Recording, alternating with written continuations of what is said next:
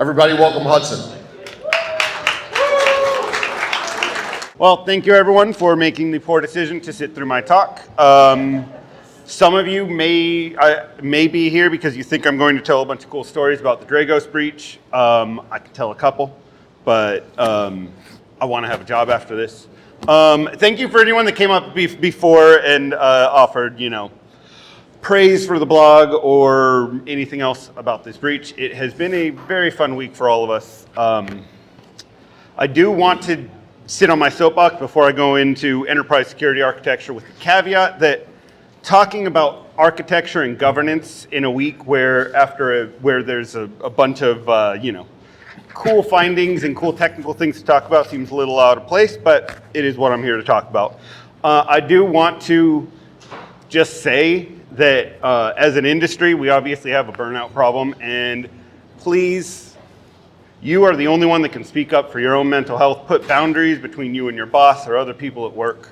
It is so easy, especially in a week of crisis and an incident and anything like this, to burn out, to sit at your computer for 18 hours a day. I've done that a couple days this week. Do something that makes you feel like a human. Walk outside, go get a meal, eat something that isn't a bag of chips, drink something that isn't coffee or Red Bull, drink water or something. I know it's hard in crises, but I just need to stand on that soapbox. I also just want to say, any incident responders, people who are out there doing this day in, day out, mad respect. A week of this, and I never want to do it again.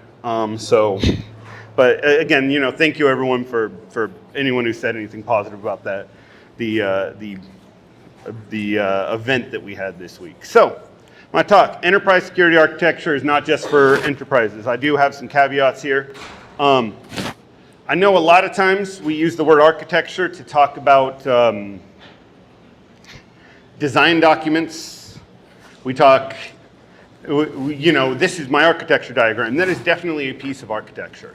But I'm talking about enterprise security architecture. I'm talking about governance. I'm talking about systems and systems of systems, the way that systems interconnect. That does not mean that the common usage of the word architecture does not have a place in what I'm talking about here. There still is. I'm still going to talk about all that, how to use this design documentation, make it more actionable. But my experience comes from years of working at small companies, usually small military manufacturing companies that have small resources. So that's why I'm talking about how we can take these concepts that are usually only for huge organizations and how they can apply to smaller teams, especially a team like Dragos now. With that, I need to give some caveats that no, I'm not speaking on behalf of the company, obviously. But yeah, Hudson, I work at Dragos, as I've said a couple times. As a couple of y'all have noticed from my shirt. And I drove up here from Chattanooga to y'all's lovely town. So, what is enterprise architecture or enterprise security architecture? There's a lot of definitions. The way I boil it down to is it's the integrations and relationships between people, systems, and processes. It comes out of a lot of concepts in the 80s of how to digitize systems and all of that, how to integrate technology and security into business processes. We're a little past that as a organization, or rather as an industry, but I still think a lot of these concepts, although they're...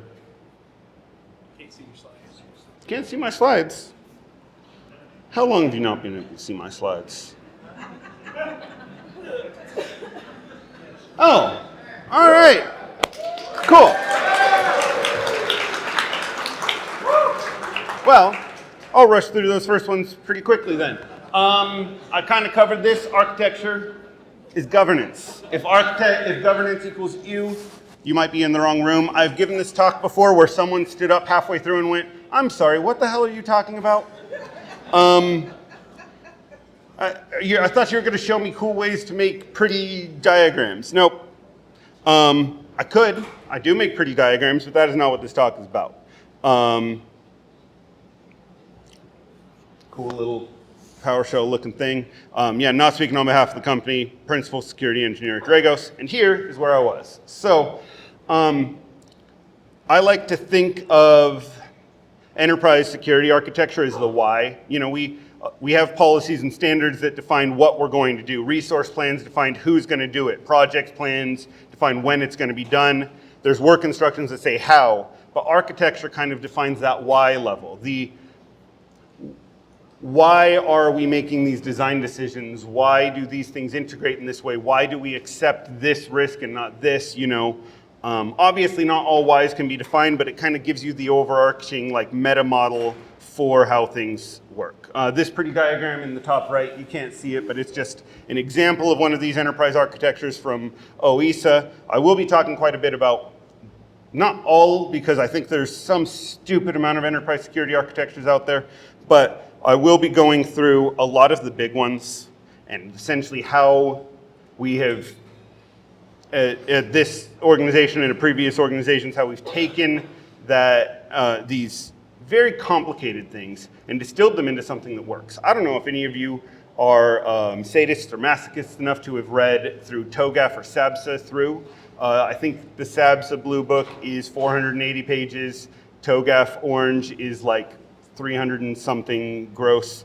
I like reading those boring things. I read NIST documents, most of you don't. So I'm distilling all of my nerdy governance-y stuff down so you guys don't have to do it. Now, kind of covered this as I was ranting, but why would we tailor a security architecture? Most of these architecture frameworks are old models that haven't necessarily aged well. A lot of them are from the 80s. I think TOGAF might have even started in the late 70s. I'm not a historian, I don't know them precisely. But these are also designed from the business perspective, not a technology perspective.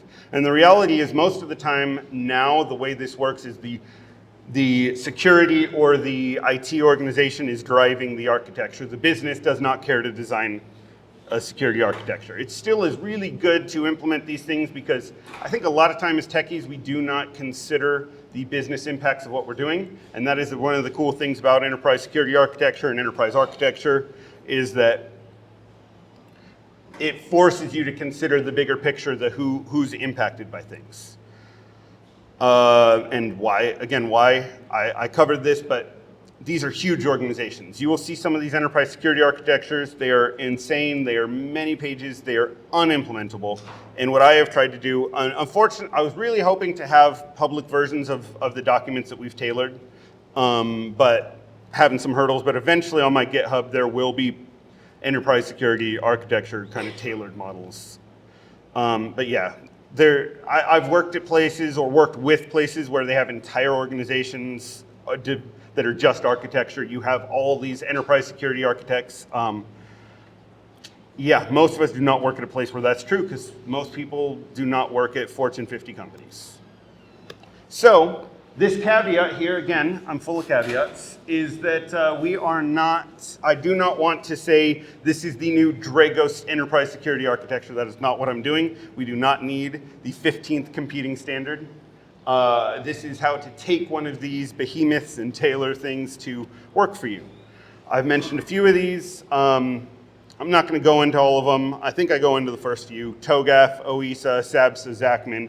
And then there's a bunch of proprietary ones. Almost every government agency has their own either enterprise architecture body of knowledge or own enterprise architecture framework. There's DODAF. There's a bunch of them. I'm interested by this stuff. If you want to look at them, cool. If you do, you're probably as much of a nerd as I am. TOGAF, the Open Group Architecture Framework, originated in '95, updated in 2019. Highlighting that to say, probably not all that relevant to what we're doing now. It is not security focused. Although they do have OESA, which is the Open Enterprise Security Architecture, which was last updated in 2011. So there is some documentation on how to turn TOGAF into a security architecture. But if you see this diagram, which I don't expect you to be able to see it, but it's essentially TOGAF is very focused on how systems are developed in the architecture development framework. It's very similar to like a secure systems lifecycle, secure software development lifecycle, things like that. It's where things plug in and when you consider architecture. Lots of fun things about content meta models.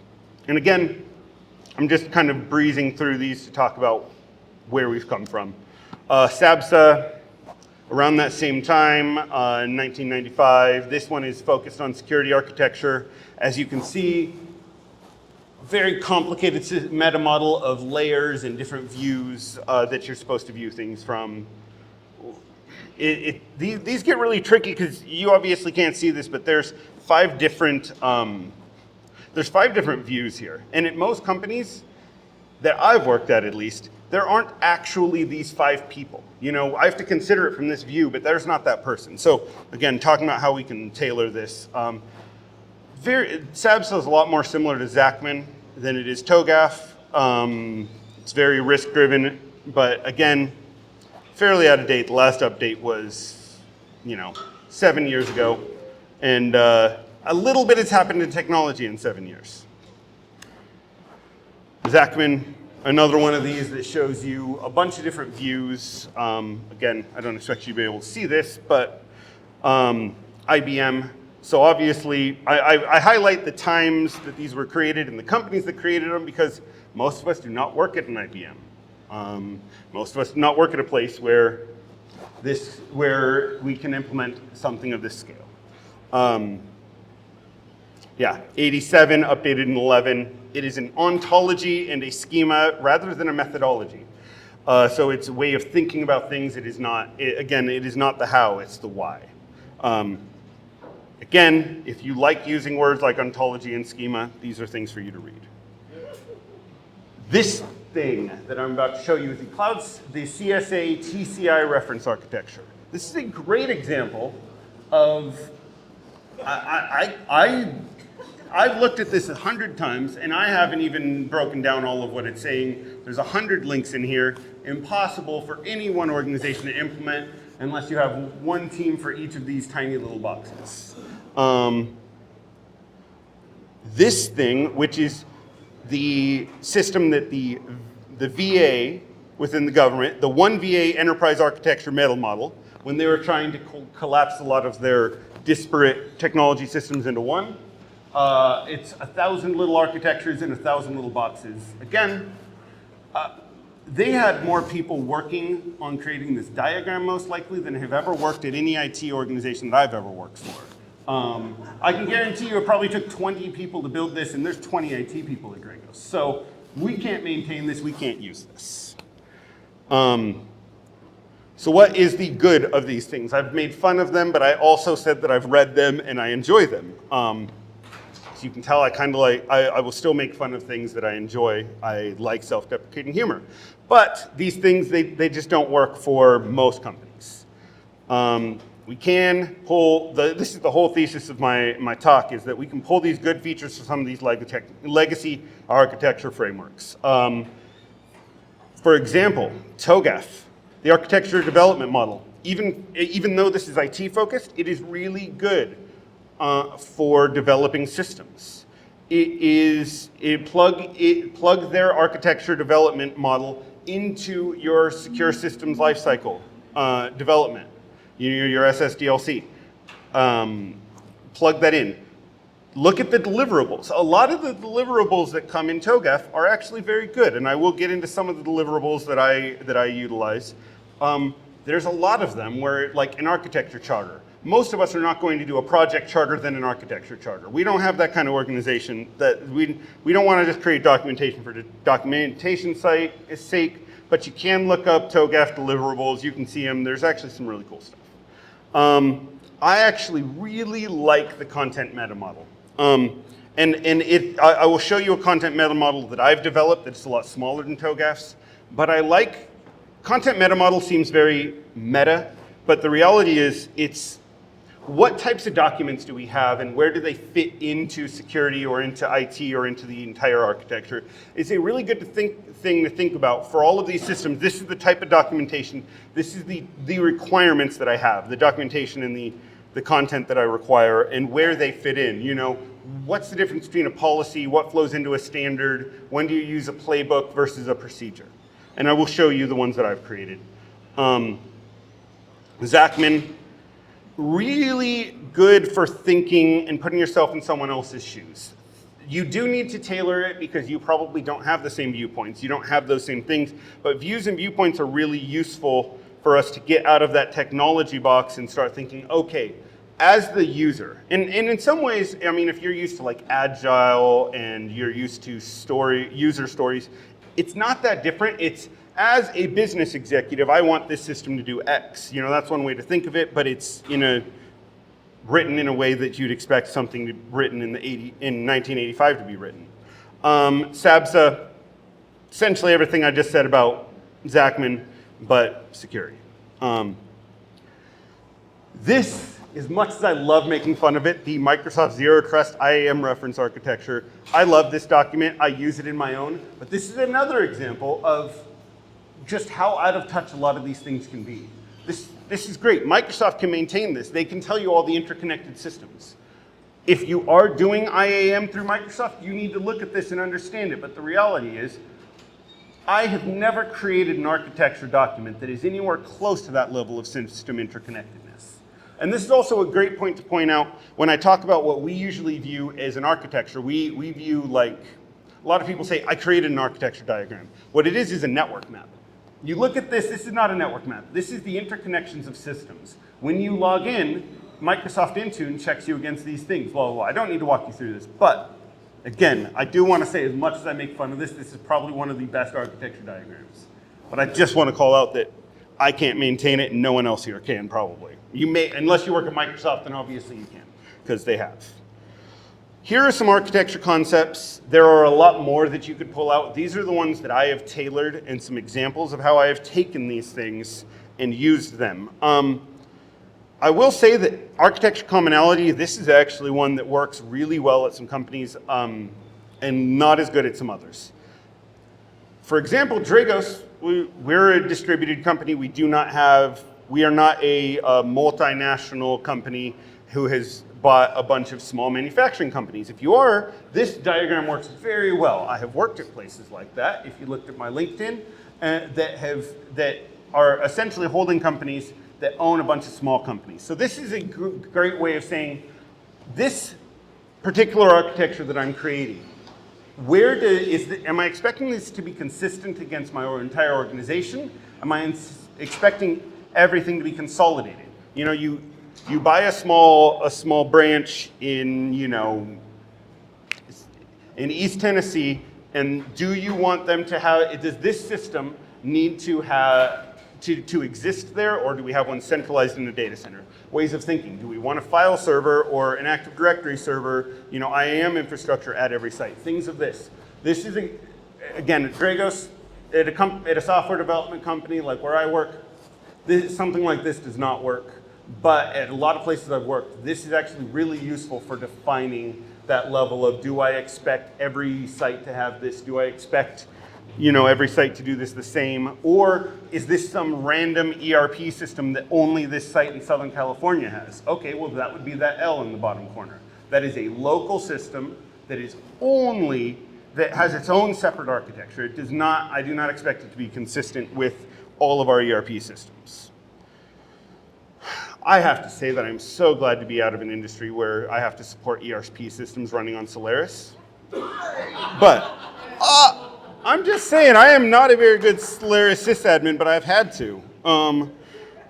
Sorry. Trying to get away from too many real life stories, but I will potentially at the end. Stakeholder management. This is one of those that does or doesn't fit into an architecture framework, but I think it's really good for, and this is one where I've had to coach people, do not share this, do not document this fully, but it's a good way to rank and come up with your communication plans in your architecture. Never never actually define that this executive is a key player and this one is just to be keep informed.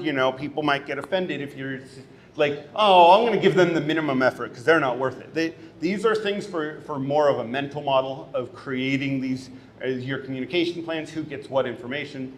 I know, again, is in project plans and things as techies, we a lot of times really we either under or over communicate, but tailoring everything, tailor your communication, figure out what this executive needs, what this one doesn't. This is, so obviously when you're implementing an architecture framework like you're implementing anything else, there is a time of transition, and that transition probably never ends. So these metrics are really good for that, where you are talking about, you define what your elements of the architecture are, and you define all of those levels. Are they, this is essentially like a CMMI or a CMMC level 1 through 5. Same with compliance, marking these and then having remediation plans for all of that. This is where I get into governance nerdiness again. I will read through most of this so you don't have to, but views and viewpoints are actually I've talked about it a few times. It's very pedantic, to use that word. Views are, but I do think that this is a good thing to kind of understand and to implement it some way. There's probably better words for it, but again, I've read enough of this that it makes sense to me, so I use it. A view is a representation of the entire architecture that is meaningful to one or more stakeholders in the system.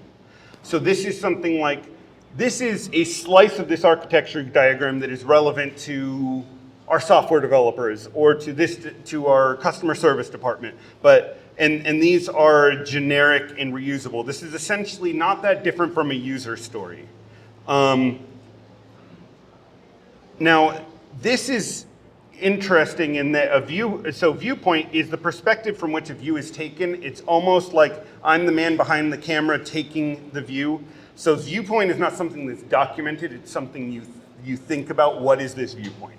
And a viewpoint I'm gonna read this because that text is not So a viewpoint defines how to construct and use a view, the information that should appear in that view, and the modeling techniques for expressing and analyzing the information, and is rationale for these choices. So you may document a way of thinking about this viewpoint, but ultimately it's kind of up to the architects to take that on. So from this viewpoint, I would expect blah, blah, blah, but it's very tailored to each individual architecture that is created.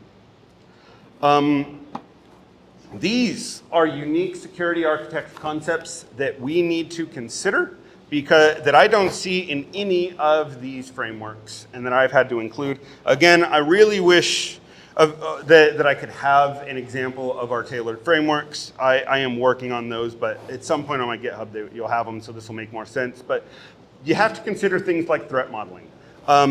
Again, a lot of you have read the Drago's breach report.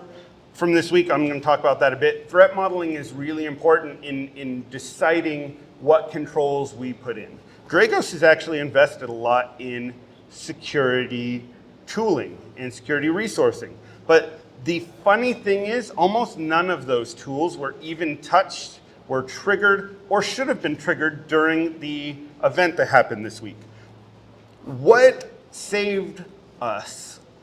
And this, again, because we as a company and because Rob and Steve and our executives are so transparent, I don't have a lot of secrets to share. But what I can tell you is that in that report, we say the word RBAC like 17 times. That is because having RBAC saved our ass. You can't buy a tool, you can't spend, sure, someone's gonna sell you a tool for RBAC. But if you don't have people actually implementing these things and actually deciding, does this user need to have this? Does this user need to have this system? Should they have this system before they start, or do they need to have this training before they have that? These things, that's threat modeling. Don't just, this is kind of dated now, but I've always liked to talk about Spectre and Meltdown for threat modeling. They were really cool exploits, great research, but most of us here should not care about Spectre and Meltdown. Those speculative execution attacks don't have anything to do with us, so it's not always just chase the newest vuln. It's a lot of time it's do the basics. Sit there and get your data architecture secure. Look at a Drago's breach and tabletop it and do threat modeling. I need to stop myself before I turn this entire thing into threat modeling, but I do want to just say the word RBAC a few more times because, man, that is not a sexy control. It is not. I've never heard people giving a talk about doing RBAC at scale. It's not sexy, no one cares about it, but man, the fact that I had to copy and paste into that blog post so many times, unable to access due to RBAC, every time I said it, I'm just like, thank you. Thank you, role-based access control. Design for malice. Also relevant to this, you can't just assume, everyone using that system is going to use it for good. We are hackers. Apply that hacker mindset to your design. I know zero trust is a word that a lot of us don't like. The reality is, it is a stupid marketing term. The words mean nothing, but there are concepts behind zero trust. I mean, read there's a lot of bad takes on it, but read the NIST zero trust. I think it's 800-207. Really good, essentially just have microsegmentation, software-defined perimeter, and do really good IAM. That's what it boils down to. Think about defense in depth, another thing that I think we said 7 times in that blog. For almost all of your systems, you should be defining your CIA goals. I know that, again, CIA, confidentiality, integrity, and availability are somewhat dated. We don't want, not sexy concepts. In your architecture, you do need to define that. I don't know why none of these architecture frameworks do, but you need to think about, do I care about the confidentiality of the system or the integrity or the availability? Which is the most important? Do business impact analysis. If I lost the availability of this for this amount of time, what would be the impact? And this is my soapbox. Usability is security. I actually get scolded fairly often, I always have, for potentially even under-securing. I often take the IT or the user side more than IT or the user do. The reality is I work from a perspective of if you over-secure something, if you make it difficult to use, someone's going to find a way around the security control. You do not want to give someone a reason to bypass your control. You want to make it easy enough for them to use that they work within the parameters. One of the first time I realized usability is security is I was talking about password resets with someone at a manufacturing site. Someone casually mentioned it because over lunch, and I hear someone else goes, "Oh, I don't worry about the password resets. I know it's annoying that we have to change every 90 days." Back when that was the recommendation, do not do that anymore. But then someone goes, "Oh, you know what I do? I just reset my password 11 times." And then it goes back to the old one.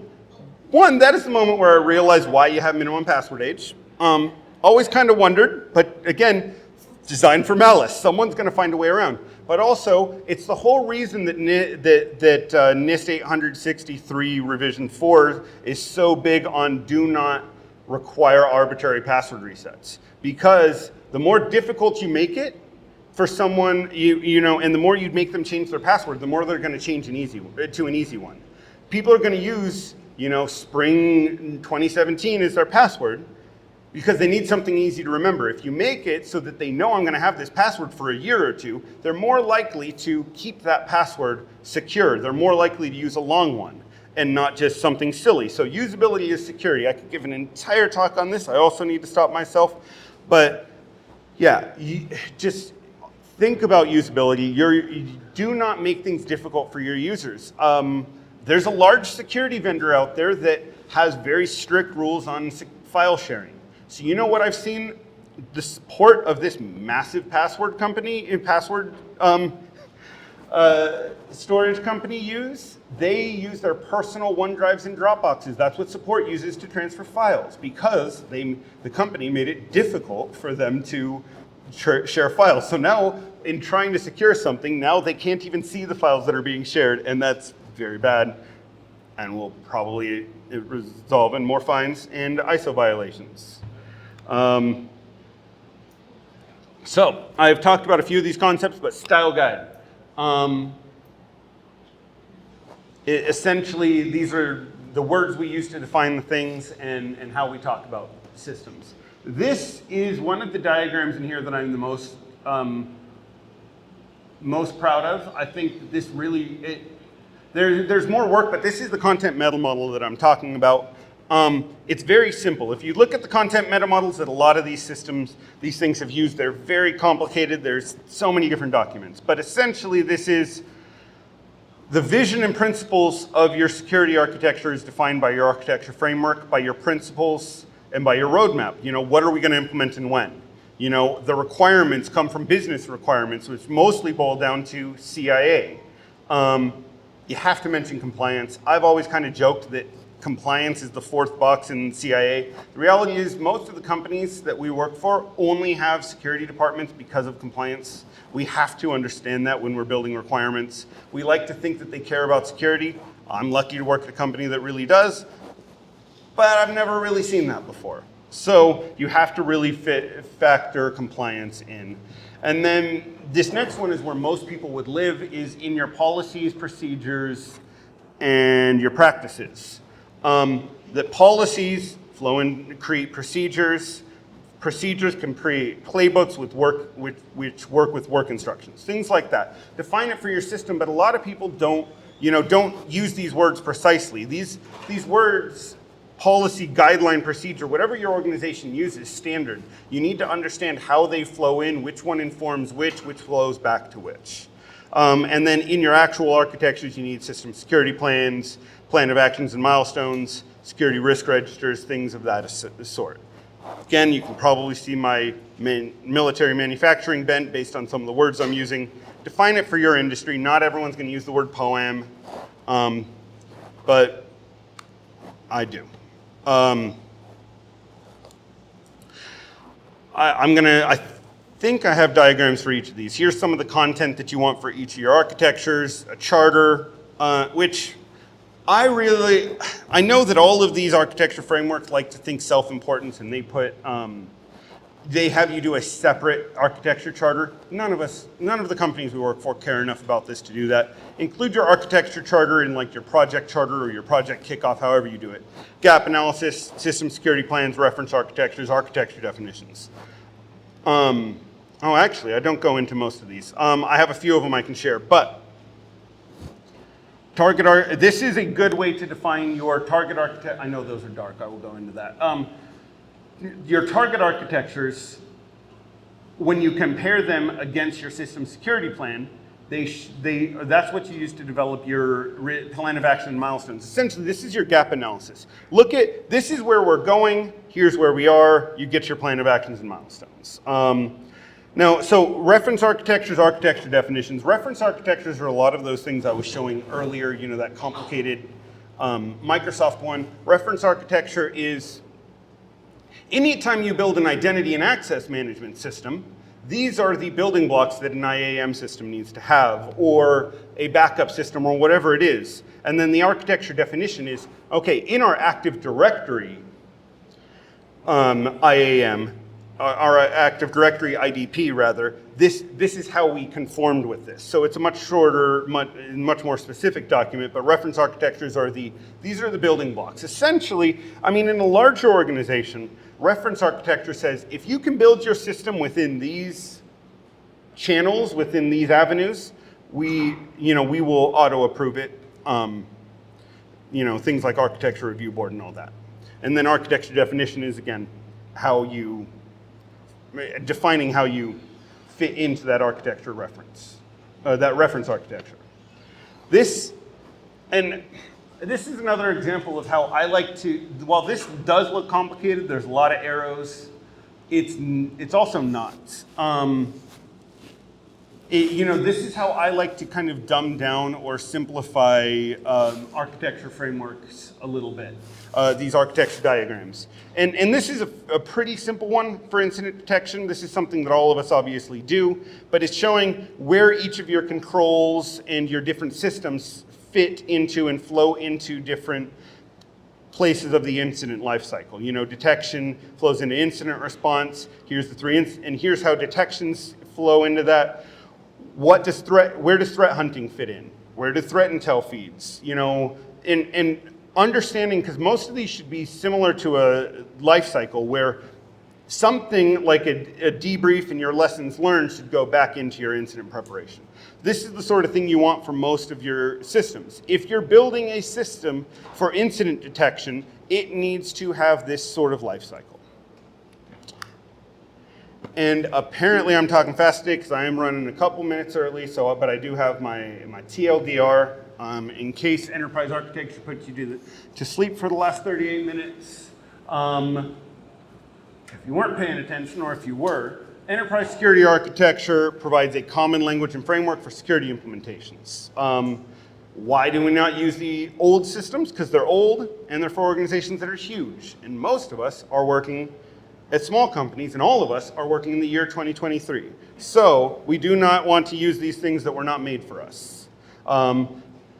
You can pick and choose which piece of these you want to implement to create a model that works for your organization, and I do think it's useful. I mean, obviously this way of thinking has helped us here at Dragos. We were able to stop what we were able to stop, but a couple common questions that come up is I've had a lot of people come up to me and say, hey, I didn't even know about enterprise security architecture till a few weeks ago or a few months ago. Our IT team is using TOGAF. They're finally implementing this. How do I fit into it? And so that's just a common one in that you either let them lead it and you look at like OISA, which is they're essentially the TOGAF, like the add-on, things like that. That is an interesting one to think about, is how do we kind of fit into IT?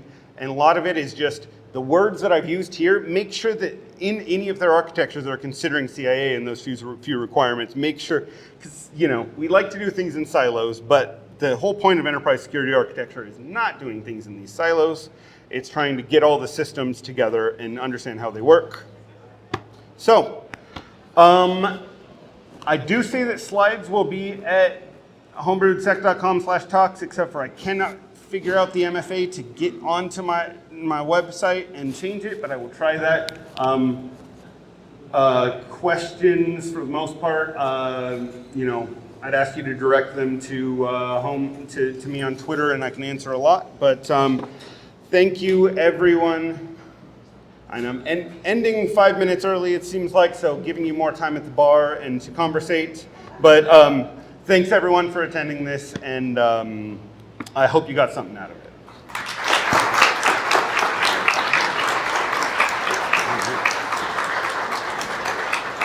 Okay. Thanks, Hudson. Yeah, I guess, so I just had a question first off the bat. You mentioned that there's an MFA issue on your website. Is that because you're not running it on Solaris? Or what's the, sick burn from the Solaris guy. Okay. All right, does anybody have any actual questions for our speaker? Put your hands way up. Okay, I see one over there. I'll head that way. Pardon me, I'll run past you. Your architecture work? Yeah, so that is a great question. I don't know if everyone heard it, but it more or less boils down to, as far as what I talked about with usability is security, how do you incorporate that in the feedback loop, user feedback? That is difficult, especially as, depending on how your organization is set up, like I don't deal with users most of the time. Unless something horrible has happened, I don't have to deal with them. So a lot of it is, the way that I like to do things is incorporate your help desk into decisions. Have a representative from different organizations, like within IT, talk to someone in help desk. Say, how are our users going to abuse this? How is this going to piss people off? I'll make a system and then you'll immediately talk to someone in help desk, or we call it tech ops at Dragos, and they'll go, what the hell were you thinking? That's never going to work. Our users don't work that way. They don't use that kind of system. They don't blah, blah, blah. Did you consider that we also have Macs? Things like that. So, yeah, user feedback is obviously important. It's hard to do it, when we're kind of in these silos, but trying to unsilo and use incorporate feedback from teams outside of just pure security is how I usually achieve it.